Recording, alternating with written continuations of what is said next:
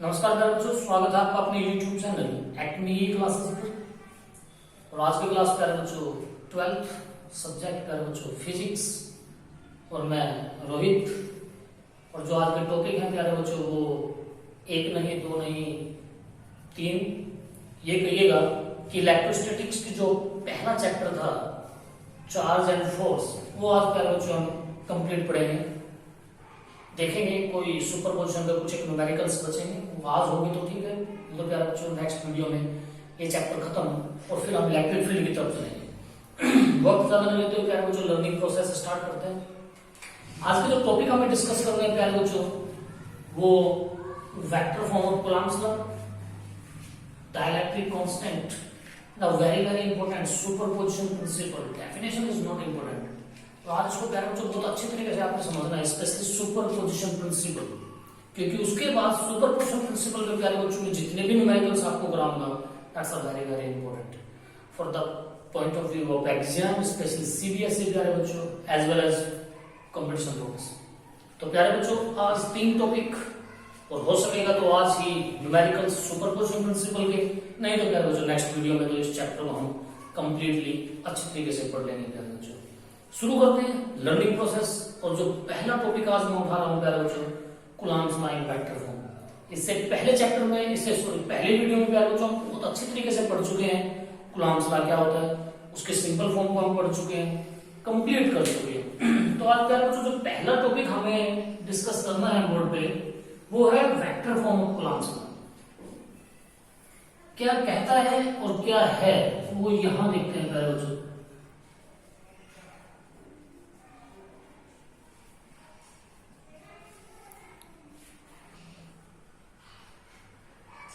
The first one, vector forms of Coulomb's law.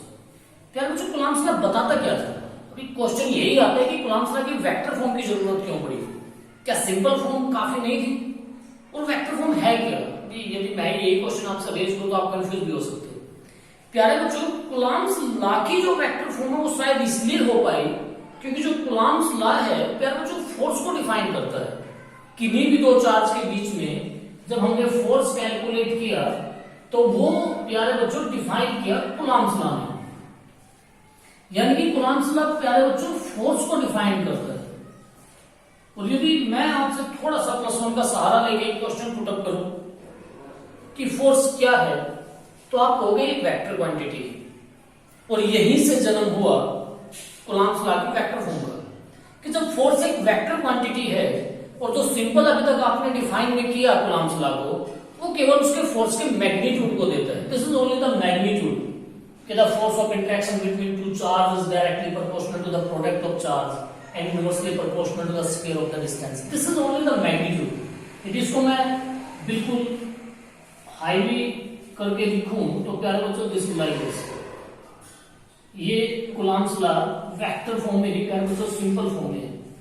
अब जब force एक वेक्टर क्वांटिटी है और कूलम्ब्स लॉ वेक्टर क्वांटिटी को डिफाइन कर रहा है पर अपनी डेफिनेशन में केवल उसका मैग्नीट्यूड दे रहा है, तो यानी कि हमें कहीं ना कहीं डायरेक्शन पर तो बात करनी पड़ेगी। उस डायरेक्शन पे बात करने के लिए ही प्यारे बच्चों हमने कूलम्ब्स लॉ की वेक्टर फॉर्म को पढ़ा और उस वेक्टर फॉर्म का आपकी बुक में जिक्र आया। तो यानी कि आप कूलम्ब्स लॉ में आप जो वेक्टर फॉर्म करने वाले हैं वो कुछ नहीं है प्यारे बच्चों, उसमें हम केवल बात करेंगे जो दो चार्जेस हैं उनके बीच में जो फोर्स लगता है उसकी डायरेक्शन किधर होती है, क्योंकि फोर्स का वेक्टर क्वांटिटी, उसकी डायरेक्शन कैलकुलेट करने की आज कोशिश होगी। और यही सब कुछ है vector forms of Coulomb's law में, कि जो फोर्स किन्हीं भी दो चार्ज के बीच में लग रहा है उनकी डायरेक्शन किधर। तो यानी कि आज बात होगी डायरेक्शन की। देखते हैं प्यारे बच्चों कि ये कैसे हम करेंगे। एक डायग्राम आपके सामने रखूंगा, उसके बाद सब धीरे धीरे करेंगे। कई बार बच्चे इस टॉपिक को काफी मुश्किल समझते हैं, और मैं कहता हूं दैट्स वेरी इजी यदि आप अंडरस्टैंड करें तो। देखिएगा प्यारे बच्चों, हमने दो चार्ज लिए, 2 charges. There are 2 charges in front of you on the board screen. This is. प्यारे बच्चों मैंने कहा this is A point, this is B point. A point पे Q1 चार्ज है प्यारे बच्चों, और B point पे Q2 चार्ज है। उसके बाद मैंने कहा दोनों चार्ज पॉजिटिव हैं। अब आपको पता है और आपने चार्ज की प्रॉपर्टी में पढ़ा है कि जो एक जैसे चार्जेस होते हैं प्यारे बच्चों रिपेल करते हैं।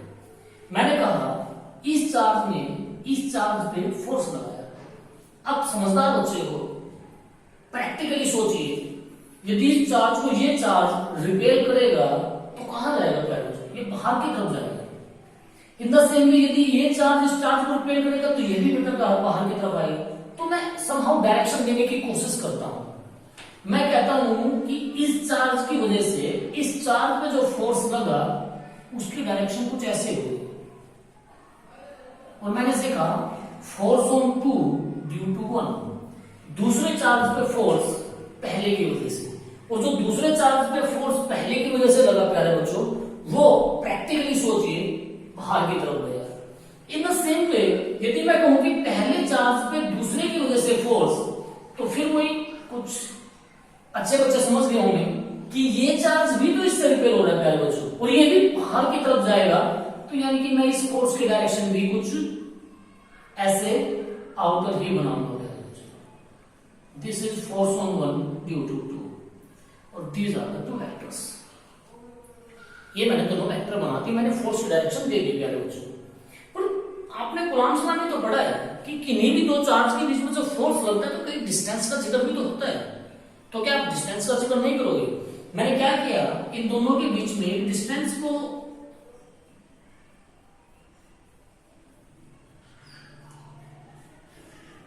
This is simply this is R. आप सभी आज तक यही पढ़ते हैं कि this is R, F is equal to Q1 K Q1 Q2 upon में आर के।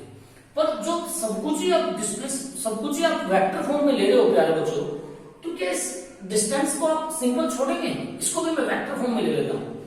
प्लस वन क्लास में आपने पढ़ा है distance is the scalar quantity but displacement is the vector quantity.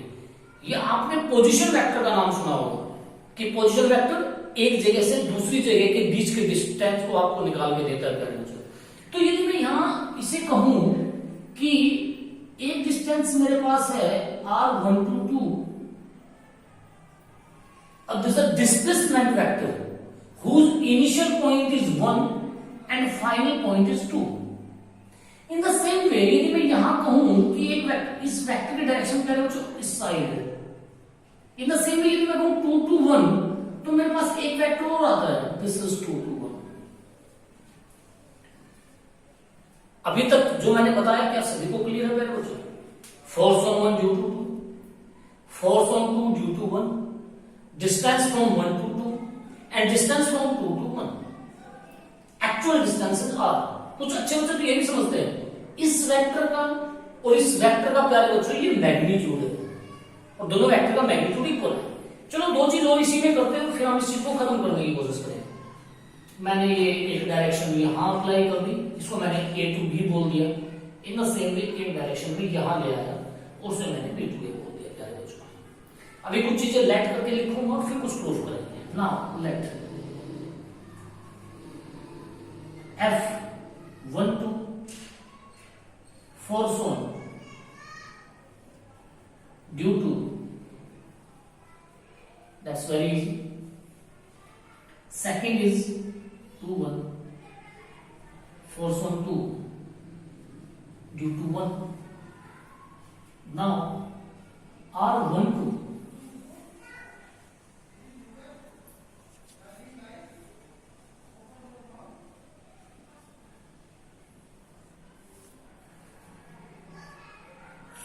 position vector from A to B. In the same way, the 2 1 position vector from B to A. Now, ध्यान से प्यारे बच्चों, this is very interesting. और आप सभी ने plus one class यदि अच्छी तरह से पढ़ी हो तो प्लस वन क्लास में एक जिक्र आता है तो यूनिट वेक्टर का। यूनिट वेक्टर, मैं डेफिनेशन आपको एक बार रिकैप करा देता हूं। Unit vector is a vector of a given vector. किसी गिवन वेक्टर का यूनिट वेक्टर वो वेक्टर होता है प्यारे बच्चों जो हमें केवल उसकी डायरेक्शन प्रोवाइड कराता है और उसका मैग्नीट्यूड हमेशा 1 होता है, इसलिए इसका नाम unit vector. Unit vector is a vector of a given vector which has unit magnitude and direction is same to that of given vector. कहने का मतलब है कि यदि मैं ये यूनिट वेक्टर इस वेक्टर के लिए बनाया है तो ये यूनिट वेक्टर कहां होगा बेटा, unit vector from A to B. Puzzle मत होना प्यारे बच्चों, this is the position vector from A to B. और this position interesting, very interesting, ये पोजीशन वेक्टर है प्यारे बच्चों, ए टू बी, ये 1 टू 2। सोचिए this is equal to a magnitude of this vector and direction of this vector। ये complete vector है, ये इस वेक्टर का मैग्नीट्यूड है और ये इस वेक्टर का यूनिट वेक्टर है। और यूनिट वेक्टर किसी भी वेक्टर का वो वेक्टर होता है जो उस वेक्टर की मुझे केवल डायरेक्शन देता है। डायरेक्शन प्लस में magnitude, this is complete vector. It means that बच्चों की जो R12 है कैप वाला वो यूनिट वेक्टर है, वो मुझे इस वेक्टर की केवल डायरेक्शन दे रहा है। ये मुझे केवल ये बता रहा है कि आप जिस पोजीशन वेक्टर की बात कर रहे हो वो 1 टू 2 है। और प्यारे बच्चों जो ये चीज है ये मुझे डायरेक्शन प्रोवाइड की मैग्नीट्यूड दे रही है। इन द सेम वे मैं सोचता हूं लिखूंगा बाद में, मैं ये आपको और डिस्कस कर दूं कि यदि मैं ये लिखने जाता प्यारे बच्चों तो शायद आप ये लिखते,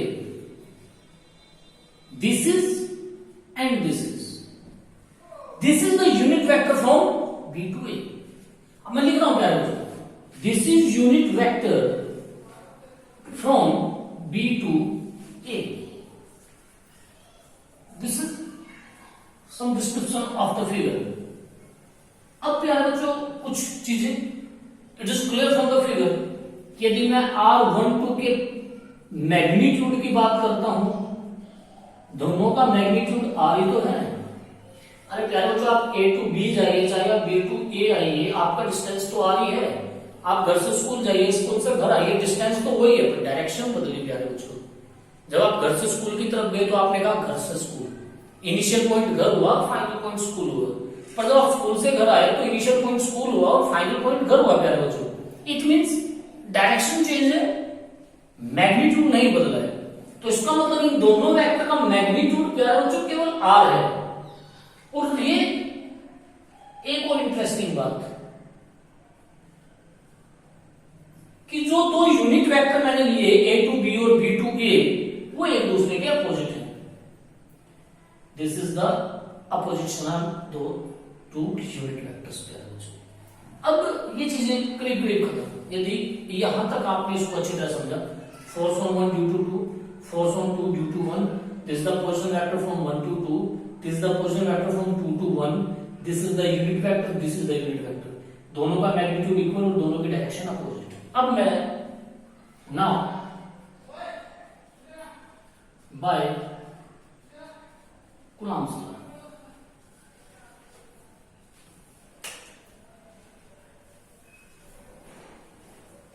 now by the Coulomb's law, F is equal to, थोड़ा सा ध्यान से करें, this is force on 1 due to 2 K Q1 Q2 upon में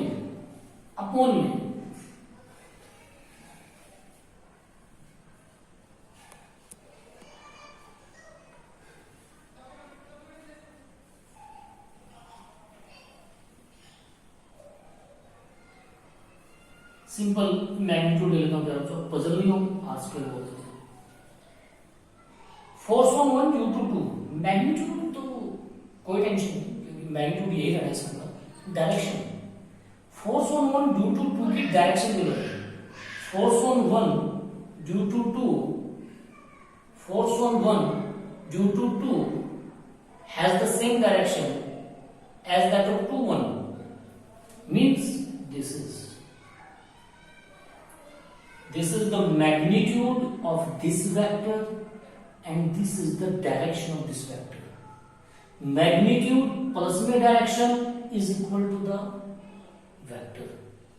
Force on 1 due to 2 magnitude यही देगा प्यारे बच्चों, पर जो डायरेक्शन होगी वो 2 to 1 होगी। In the same way, in the same sense, force on 2 due to 1, magnitude same, distance वही है, चार्ज वही है, पर प्यारे बच्चों direction the big point is this.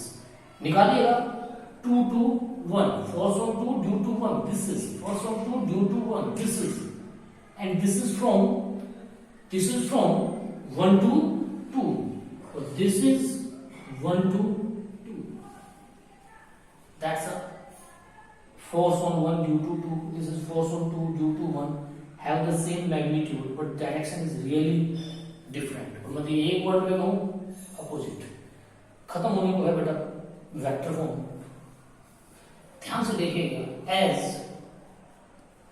जो आपका 1 2 है, दिस इज 2, सो ध्यान से दिस इज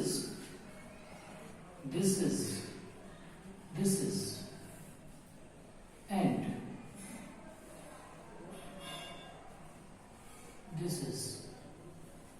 मैंने प्यारे बच्चों 2 1 की जगह 1 2 डाला, नेगेटिव लगा दिया, वैल्यू पुट किया प्यारे बच्चों। बस इस वैल्यू पुट करने के बाद क्या हुआ,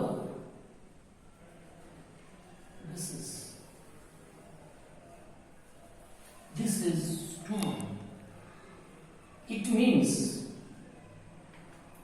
F12 is equal to negative and this is,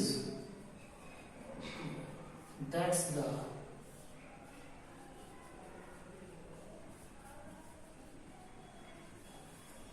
क्या प्रूफ क्या हुआ मेरे बच्चों? प्रूफ इतना सा हुआ कि these two forces are equal and opposite। एक चार्ज दूसरे चार्ज पे जितना फोर्स लगा रहा है उतना ही फोर्स दूसरा चार्ज पहले चार्ज पे लगा रहा है। This is the Newton's law, Newton's law of motion, third law of motion, action and reaction are equal and opposite. This is force on 1 due to 2 is equal to minus force on 2 due to 1। और यही vector form proof करती है। Vector form यही कहती है प्यारे बच्चों कि जब भी कोई दो चार्जेस एक दूसरे के ऊपर फोर्स लगा रहे हैं तो उनके बीच में लगने वाला फोर्स, एक चार्ज दूसरे चार्ज पे जितना फोर्स लगा रहा है उतना ही फोर्स पहले चार्ज पे दूसरे के द्वारा लग रहा है। जितना एक चार्ज एक्शन कर रहा है प्यारे बच्चों उतना ही दूसरा चार्ज रिएक्शन कर रहा है।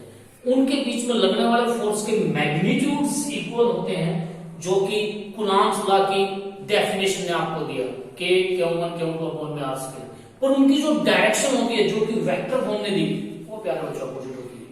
कुछ भी नहीं है वेक्टर फॉर्म में। बहुत से बच्चों की शिकायत होती है कि समझ नहीं आता। केवल एक चीज समझिएगा, what is the direction. Direction कहां गई है? Force on 1 due to 2, this is going there. Force on 2 due to 1, this is going there. And the complete entire sign is change by only one thing. ये complete picture जिसने बदली प्यारे बच्चों वो है यूनिट वेक्टर्स। एक force के साथ यूनिट वेक्टर उसकी डायरेक्शन का लेंगे, दूसरे फोर्स के साथ यूनिट वेक्टर उसकी डायरेक्शन का लेंगे। That's the complete form. और ये प्यारे बच्चों कूलॉम्स लॉ की वेक्टर फॉर्म है। वीडियो पॉज करके आप इसको उतार सकते हैं।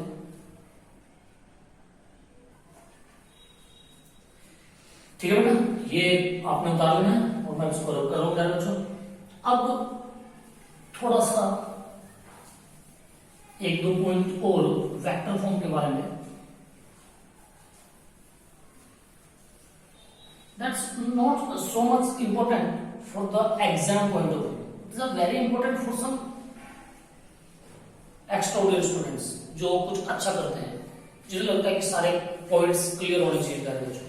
कई बार ये होता है कि ये बोला जाता है कि फोर्स को एक्सप्रेस कीजिए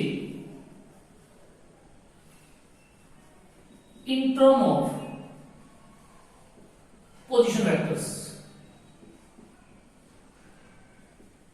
कि जब आप ये फोर्सेस आपने जो दिखाए प्यारे बच्चों दो, इनको आप कैसे एक्सप्रेस करेंगे पोजीशन वेक्टर के टर्म में? ये एक इंटरेस्टिंग क्वेश्चन है। मैं फिर कह रहा हूं प्यारे बच्चों, एग्जाम पॉइंट ऑफ व्यू शायद उस हद तक इंपॉर्टेंट नहीं है, पर ये मैं फिर कह रहा हूं कि कुछ बच्चे जो सब चीजें क्लियर करना चाहते हैं वो थोड़ा ध्यान से समझें कि हम बात कर रहे हैं फोर्स ऑन 1 ड्यू टू 2। मैं इसको दिखाना चाहता हूं कि in term of position vector. फिर वही +1 क्लास, जिसको टॉपिक क्लियर होगा वो इसको क्लियर कर पाएगा प्यारे बच्चों। इसलिए ज्यादा बर्डन मत लेना माइंड पे। मैं फिर कह रहा हूं कि point of view of exam that's not so much important. जो +1 का टॉपिक है वो आपको क्लियर होगा तो आप इसको पकड़ जाओगे। +1 में पहले जो आपने किया कि यदि मैं इसको पोजीशन वेक्टर बोलता था A to B तो इसको कैसे दिखाते थे पहले जो this is final position minus initial position then the displacement vector is there. यदि आप फाइनल पोजीशन में से इनिशियल पोजीशन घटाओगे तभी तो आप इसको बताओगे। मैं आपको ऐसे बोल देता हूं कि ये कोई ओरिजिन है, यहां कोई A पॉइंट है और यहां कोई B पॉइंट है प्यारे बच्चों। यहां से लेके यहां तक का जो डिस्टेंस है दिस इज OB, यहां से लेके यहां तक का जो डिस्टेंस है प्यारे बच्चों दिस इज OA, और इन दोनों को जो मैंने घटाया वो क्या है प्यारे बच्चों AB। तो यानी कि यदि आप AB कैलकुलेट करना चाहते हो तो फाइनल माइनस इनिशियल तो करना पड़ेगा ना। तो यदि आप ये वाला वेक्टर कैलकुलेट करना चाहते हो तो फाइनल माइनस इनिशियल तो करना पड़ेगा। तो यानी कि यदि इस वेक्टर को मैं कंप्लीट पोजीशन की तरफ में दिखाऊं this is somehow displacement vector. R2 is the position vector of this particular point and R1 is the position vector of this particular point। इसलिए प्यारे बच्चों यदि इस वेक्टर को ओपन करेंगे तो फिर ऐसे ही दिखाएंगे। और इन द सेम वे यदि मैं इस वेक्टर की बात करूं तो कुछ बच्चे समझ गए होंगे, शायद इसको ऐसे दिखाएंगे क्योंकि इसका फाइनल पॉइंट 1 है और इनिशियल पॉइंट क्या है बच्चों 2 है। चलो इसको वैल्यूज में पुट करके देखते हैं फटाफट। हमने बात की F12, हमें पता है अपॉन में आर स्केल, मैं मानता हूं, पर यहां का आप सबको पता है। तो इसका मतलब यदि यहां ये है तो क्यों ना मैं ये मैग्नीट्यूड भी ये ले लूं।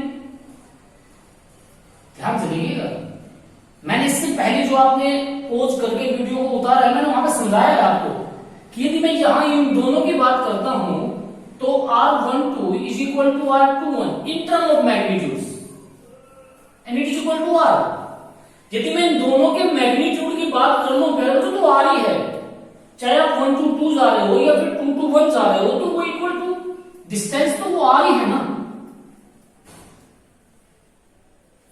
यानी कि यदि आप ये कर रहे हो या फिर आप ये चीज कर रहे हो और इनका मैग्नीट्यूड में रिप्रेजेंट करो तो फिर जो आ रही है तो जो यहां आर स्क्वायर था मैं उसको अपने हिसाब से जो मर्जी लिख लूं, मैंने यूनिट वेक्टर के साथ उसको मैच किया। अब देखना मैंने इसको ध्यान से देखना प्यारे बच्चों, ये मैंने किया व्हाट इज यूनिट वेक्टर। थोड़ी देर पहले तो मैं आपके साथ बात कर रहा था कि यदि ये वेक्टर है तो ये इसका मैग्नीट्यूड होगा और ये इसकी डायरेक्शन होगी। Direction magnitude complete vector. आप यदि ये चीज निकालने चाह रहे हो प्यारे बच्चों तो क्या होगा, वेक्टर और उसके नीचे उसका magnitude. That's a very interesting thing. This is equal to this upon में this.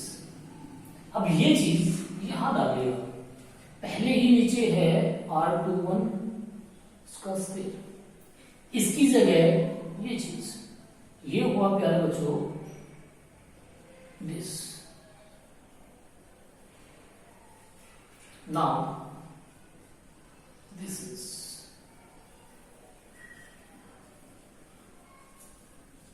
Square and 1 this become cube and this is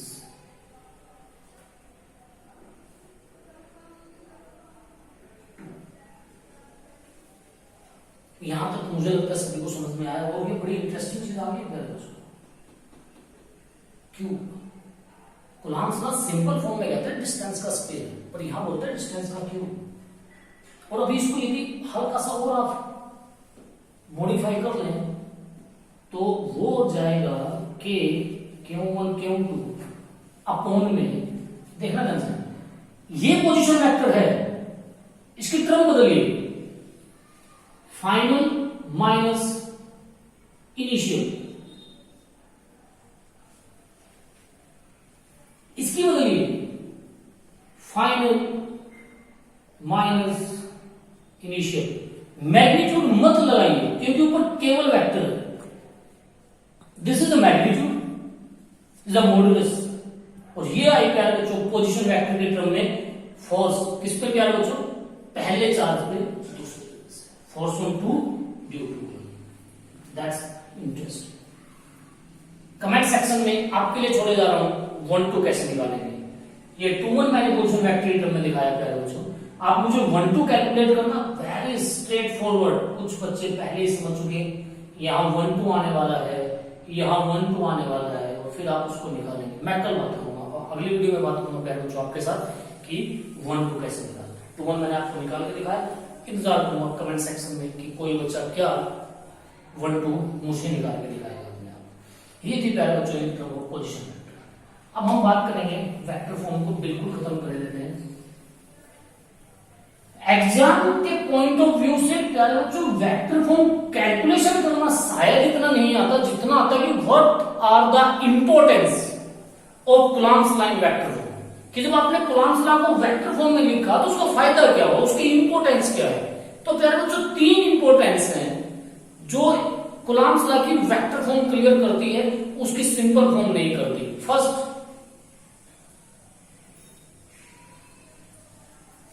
Coulomb's law ओबे न्यूटन्स लॉ ऑफ मोशन। आप ये भी लिख सकते हैं Newton third law of motion, तीनों law उन्हीं के हैं, तो हम सिंपल कह सकते हैं कि जो कूलम्ब्स लॉ है वो न्यूटन्स लॉ ऑफ मोशन को ओबे करते हैं, थर्ड मोशन को ओबे करते हैं। Second,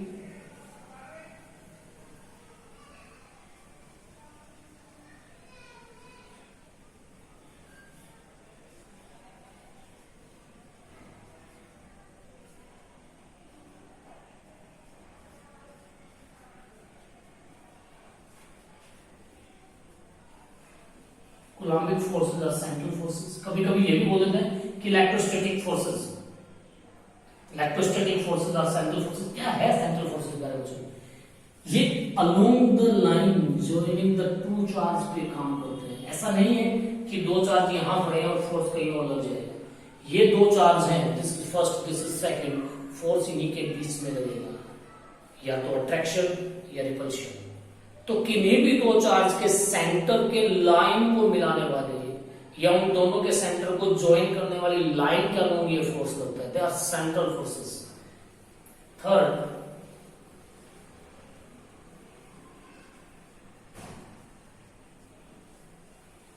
coulombic forces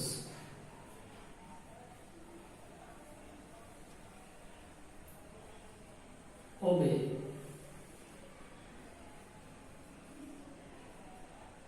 inverse square law.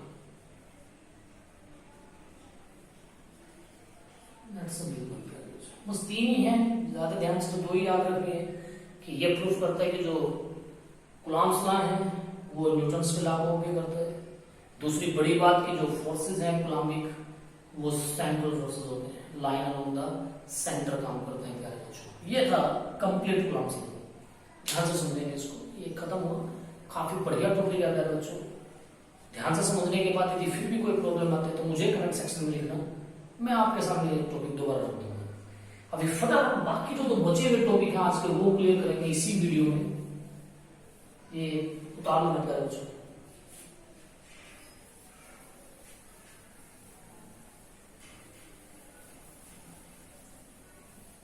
हमने बात करनी है सेकंड टॉपिक, और दिस इज डायइलेक्ट्रिक कांस्टेंट।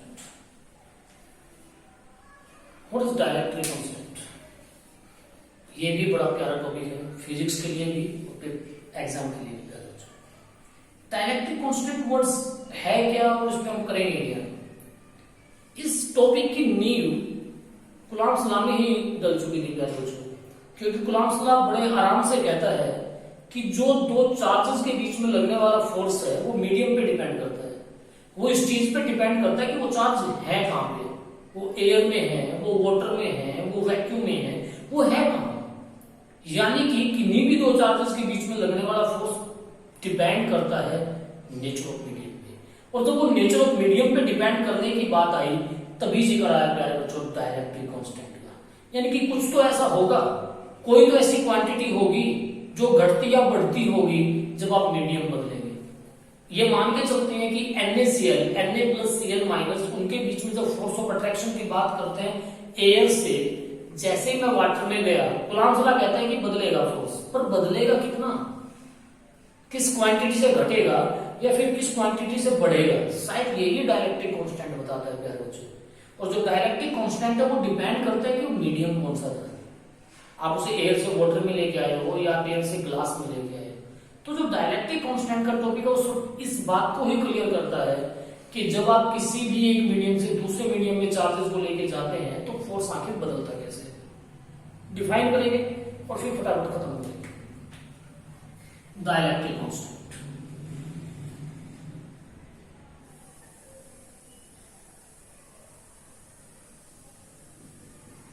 ये किसी मीडियम का होगा, it is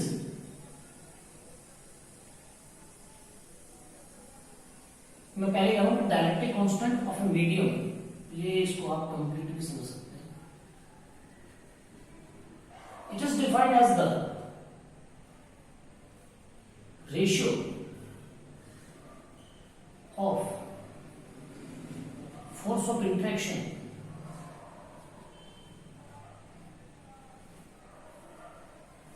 between any two point charges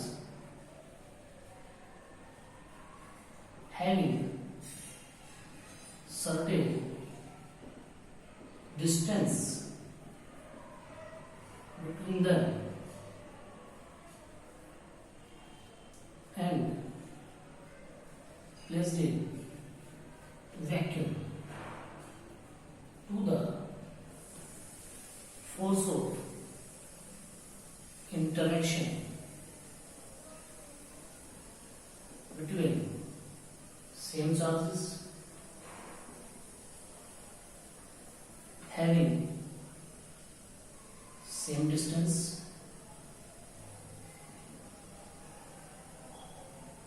between them and placed in a given medium. In the given medium,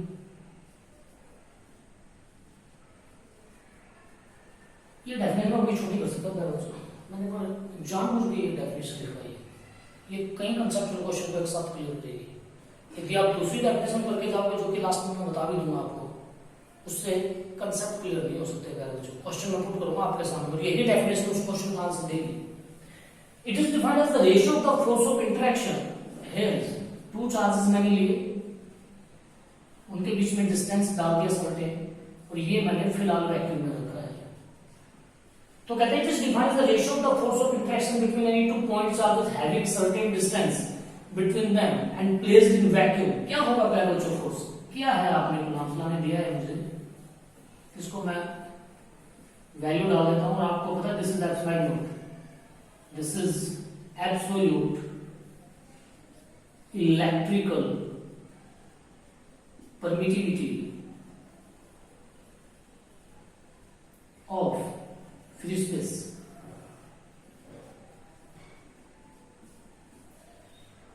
Q1 Q2 upon r square. This is कब, जब vacuum में थे, according to the definition चलते हैं बड़े प्यार से। यही दोनों के दोनों चार्ज मैं उठाऊंगा सेम चार्ज डिस्टेंस से, पर अब की बार मैंने मीडियम में डाल दिया बच्चों, कोई भी मीडियम जब डालूंगा तो फोर्स क्या बनेगा, मैंने कहा Fm, force in given medium, और this is force in given medium is equal to, ध्यान से प्यारे बच्चों, दिस इज एप्सिलॉन m। कुछ भी तो नहीं बदला, केवल एक चीज यहां थी परमिटिविटी फ्री स्पेस की, पर जब आप मीडियम में जाओगे, जब मैंने आपको बताया कि एप्सिलॉन नोट क्या है, उसी वीडियो में उसी टाइम मैंने आपको एक बात बताई थी प्यारे बच्चों कि जो परमिटिविटी है वही तो बदलती है, और शायद इसीलिए दो चार्ज के बीच में फोर्स बदलता है जब आप एक मीडियम से दूसरे मीडियम में जाते हैं, क्योंकि एक मीडियम से दूसरे मीडियम में इलेक्ट्रिकल प्रॉपर्टी चेंजेस होती है प्यारे बच्चों। तो जब हम वैक्यूम में थे तो मैंने एप्सिलॉन नोट लगाया जो मुझे वैक्यूम की परमिटिविटी दे रहा था, पर जब मैं मीडियम में गया तो मैंने मीडियम की परमिटिविटी लगाई, और मैं लिख रहा हूं उसको absolute electrical permittivity of given medium,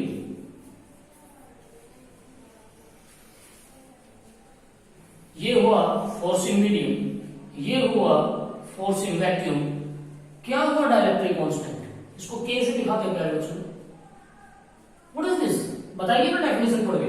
it is defined as the ratio of the force of interaction between any two point charges having certain distance between them in vacuum, means this is to the force of interaction between the same charges placed in medium.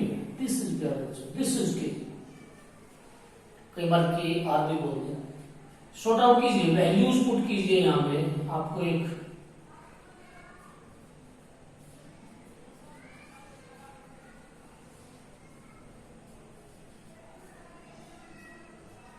this become, this is maximum feature, यही definition रखते हैं बच्चों के सामने कि it is defined as the ratio of the permittivity of medium to the permittivity of free space. और ये definition चीजें क्लियर नहीं करते प्यारे बच्चों। अभी मैं पूछूंगा क्यों नहीं करते, अभी क्लियर होगा, क्वेश्चन आएगा यहाँ पे। इसको रिलेटिव परमिटिविटी बोलते हैं।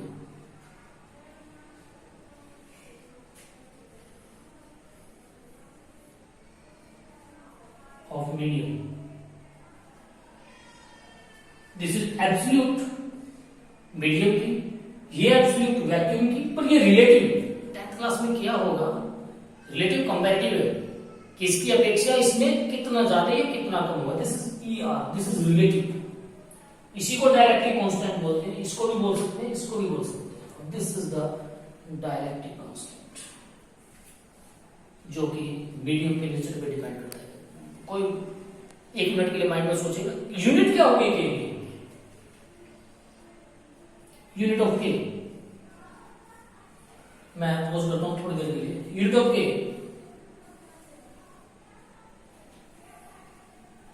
यूनिटलेस।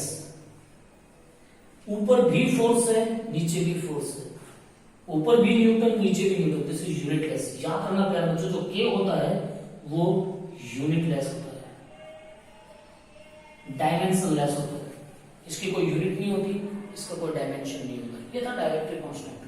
मैं क्वेश्चन की किसकी बात कर रहा था, जो मैंने इतनी बड़ी डेफिनेशन आपको कराई, वरना तो मैं बड़ा आराम से कह रहा था just define the ratio of the permittivity of the given medium to the permittivity of free space, that's very easy. But मैंने ये क्यों दिया, अभी बात करते हैं।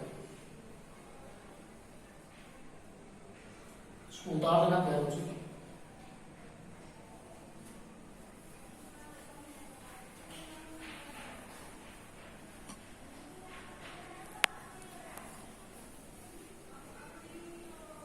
ये एग्जाम में क्वेश्चन आ सकता है कि डिफाइन डायलेक्ट्रिक कांस्टेंट और what is the effect of it on the force of interaction between any two charges when it is placed in a given medium. कि डायलेक्ट्रिक कांस्टेंट क्या है और उसका क्या इफेक्ट पड़ेगा किन्हीं भी दो चार्जेस के बीच में लगने वाले फोर्स के, जब उनमें किन्हीं चार्जेस को कैप्ट किया जाएगा। चलो करते हैं। मुझे पता है कि K is equal to F0 upon में Fn, ये मुझे पता है क्योंकि मुझे डेफिनेशन वो पता है जो मैंने कराई है आपको। ये डेफिनेशन आपको ये चीज देगी, आप खुद समझदार हो प्यारे बच्चों। इसलिए मैं कहता हूं फिजिक्स मुश्किल नहीं होती, और कुछ टीचर्स उसको इजी बनाने के चक्कर में उसको मुश्किल बनाते हैं। यदि हम ये डेफिनेशन करके चलते कि it is the ratio of the direct permittivity of medium to the permittivity of free space, मैं शायद इस क्वेश्चन को अटेम्प्ट नहीं कर सकता। तो जैसे ही मैं मीडियम के फोर्स को निकालने गया प्यारे बच्चों, तो वो इस फॉर्मूले ने मुझे क्लियर बता दिया कि जो मीडियम में फोर्स होगा वो वैक्यूम के फोर्स से कम होगा। कितना कम होगा? जितना उसका डायलेक्ट्रिक कांस्टेंट होगा। कई बार एग्जाम में कहता है कि आप इसका एग्जाम्पल भी दीजिए। जो के की वैल्यू है वो वाटर के लिए प्यारे बच्चों अराउंड 81 है। मैं पहले कहा यूनिट लेसे, कभी यहां पे कुछ यूनिट लिखने चले जाओ, it is nothing, it is a number only. तो वाटर के लिए के की वैल्यू 81 है, तो अनुमान लगाइए, एग्जांपल दीजिए कि बाहर NaCl पड़ा था और उनके बीच में फोर्स ऑफ अट्रैक्शन 81 न्यूटन था। जैसे ही वो वाटर में जाएंगे तो कितना रहेगा प्यारे बच्चों? 81 न्यूटन अपॉन में 81, this is only 1 Newton. It means जब भी कोई दो चार्जेस वैक्यूम को छोड़ के किसी भी मीडियम में जाएंगे, उनके बीच में लगने वाला फोर्स हमेशा घटेगा प्यारे बच्चों। कितना घटेगा प्यारे बच्चों? जितना उसका डायरेक्टिव कांस्टेंट होगा। इट मींस मीडियम के अंदर फोर्सेस हमेशा कम होता है। एक बार एक इंटरेस्टिंग क्वेश्चन पुट हुआ शायद सीबीएसई के पेपर में कि the directive constant of water is 81। What this statement wants to be say कि वाटर का जो डायलेक्ट्रिक कांस्टेंट है वो 81 है। ये लाइन कहना क्या चाहती है? ये इस क्वेश्चन को आप ऐसे भी समझ सकते हैं कि why water is a good solvent, कि वाटर एक अच्छा सॉल्वेंट क्यों है? वाटर के अंदर करीब करीब हर पोलर सॉल्वेंट क्यों घुल जाता है? वाटर के अंदर आने के बाद कोई चीज क्यों घुल जाती है? अरे बड़ा आसान है प्यारे बच्चों। वाटर का डायलेक्ट्रिक कांस्टेंट 81 है। ये लाइन सिर्फ ये कहना चाहती है कि यदि बाहर कोई भी दो चार्जेस होंगे लाइक NaCl, उनके बीच में जो फोर्स होगा जैसे मैं वाटर में आऊंगा वो 81 टाइम घट जाएगा। और ये वाटर को गुड सॉल्वेंट क्यों बनाता है प्यारे बच्चों? क्योंकि आप मुझे बताइए, यदि आप 81 लकड़ियों को एक ढेर के रूप में रखेंगे और उसको तोड़ने की कोशिश करेंगे, क्या आप तोड़ पाओगे? पर जैसे वो एक लकड़ी रहेगी बड़ी इजी टूट जाएगी। बाहर NaCl के बीच में 81 न्यूटन फोर्स था। थिंक, मैंने एग्जांपल लिया, आया मैं वाटर में तो 1 न्यूटन रह गया। क्यों ना NaCl पानी में टूटे? क्यों ना टूटे? क्योंकि उनके बीच का फोर्स ऑफ अट्रैक्शन इतना बढ़ चुका है। और इसीलिए water is a good solvent, क्योंकि कोई भी चीज उसमें डालोगे नेचुरली क्या होगा, उनके बीच में लगने वाला फोर्स ऑफ अट्रैक्शन सीधा 81 टाइम डिक्रीज होगा प्यारे बच्चों। Water become good solvent. अब वाटर बिकम गुड सॉल्वेंट इस डेफिनेशन से क्लियर होगा। फोर्स के ऊपर क्या फर्क पड़ता है, इस डेफिनेशन से क्लियर होगा। पर मैक्सिमम टीचर ये दे रहे हैं और ये डेफिनेशन डायरेक्टिव कांस्टेंट क्लियर करेगी प्यारे बच्चों, ये चीजें क्लियर नहीं करेगी। तो याद रखना कि डायरेक्टिव कांस्टेंट फोर्स को कंपेयर करता है, ये तो बाय डिफॉल्ट कंपेयर हो गया। यूनिटलेस होते हैं, कोई यूनिट नहीं होती। इफेक्ट क्या होता है, फोर्स घट जाता है। कितना घटता है, जितना डायरेक्टिव कांस्टेंट होता है बेटा unitless. This is completely unitless. आज तीसरे टॉपिक की तरफ चलूंगा और सिर्फ डेफिनेशन करेंगे। वक्त नहीं रहा, जो कि मुझे लग रहा था शुरुआत में वीडियो में। तो प्यारे बच्चों, सिर्फ सुपरपोजिशन की डेफिनेशन हो, वेरी इंपॉर्टेंट। मैं भी बेसब्री से इंतजार कर रहा हूं आपके सामने सुपरपोजिशन की न्यूमेरिकल रखने के लिए, और जो क्यूरियस बच्चे होंगे वो भी बेसब्री से इंतजार कर रहे होंगे कि कब मैं सुपरपोजिशन की न्यूमेरिकल कराऊं आपको। अब very important for the paper point of view, it's a very important for the competitive also and for a to be a good student। एक अच्छा स्टूडेंट वही होता है जो इस चैप्टर से सुपरपोजिशन की न्यूमेरिकल से जरूर करे। तो मैं आज सुपरपोजिशन की आपको डेफिनेशन देता चलूंगा, और फिर कल या फिर जब भी नेक्स्ट वीडियो आपके सामने आएगी मेरी, जो कि जल्द आएगी क्योंकि मुझे चैप्टर खत्म करना है, थोड़ा तेज चलेंगे, उस वीडियो में प्यारे बच्चों हम चैप्टर को रैप अप करेंगे सुपरपोजिशन की न्यूमेरिकल के साथ। आज सब डेफिनेशन हम बात करेंगे व्हाट इज सुपरपोजिशन प्रिंसिपल। जहां तक बात है सुपरपोजिशन प्रिंसिपल की,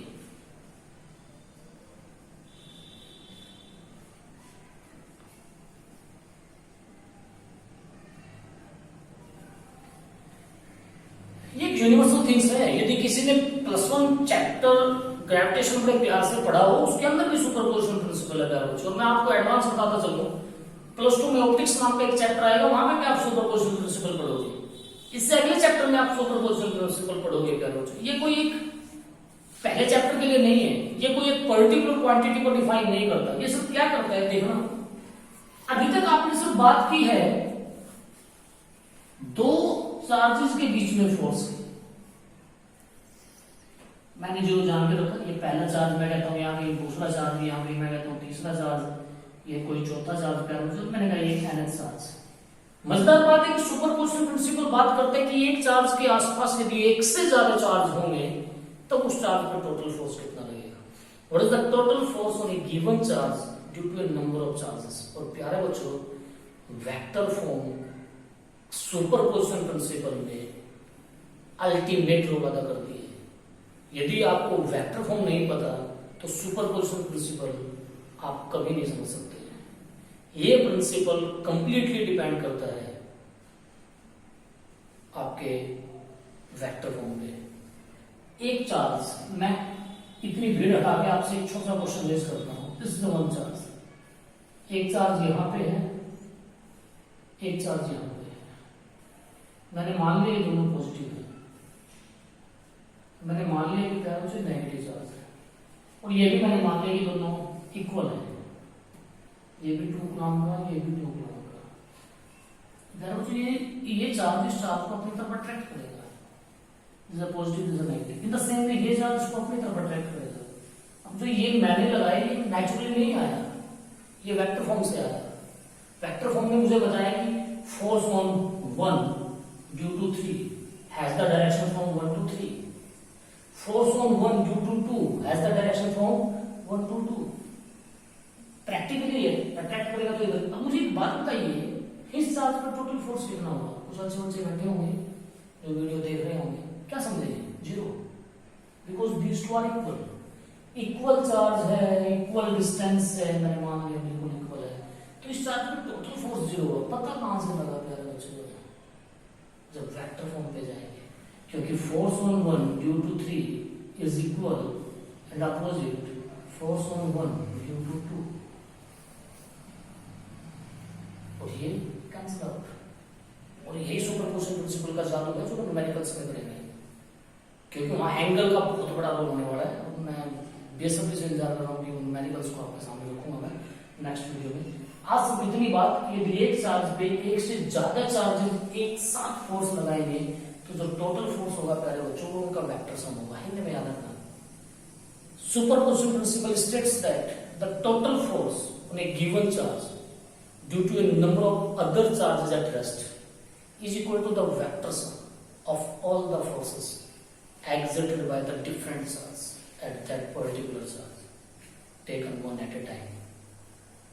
एक और प्यारी बात बताता चलूं, सुपरपोजिशन प्रिंसिपल एक बहुत बड़ी बात यह भी बताता है कि किसी एक चार्ज के द्वारा किसी भी चार्ज पे लगने वाला फोर्स किसी तीसरे चार्ज के आने से ना तो घटता और ना बढ़ता। इसको आप बिल्कुल ऐसे समझ सकते हैं कि आपके घर भी इनविटेशन कार्ड आया हुआ है एक शादी का, मेरे घर भी आया हुआ है, और हम दोनों चले गए बेटा उस शादी में, और हम पहुंच चुके हैं गार्डन में, और हमने प्लेटें उठा लिया खाने के लिए।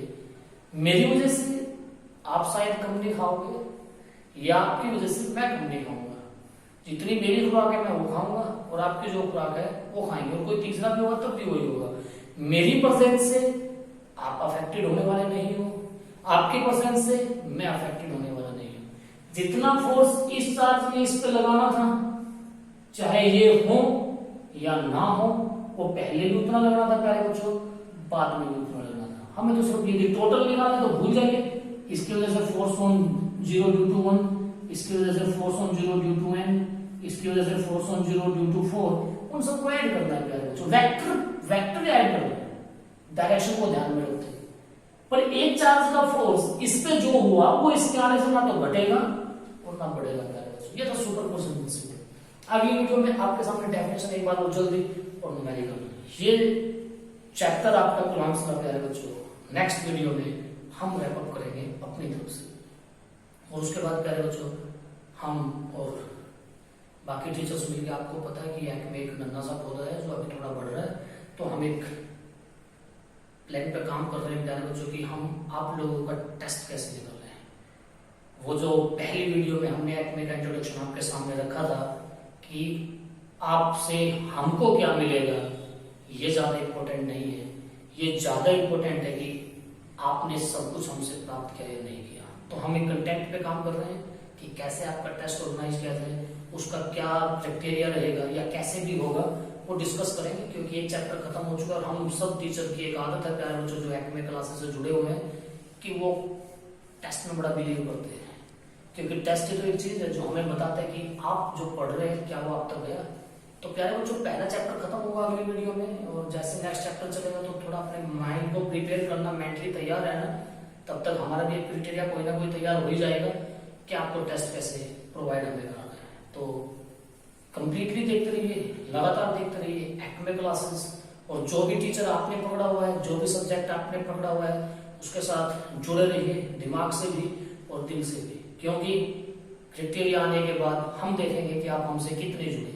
आज के लिए धन्यवाद।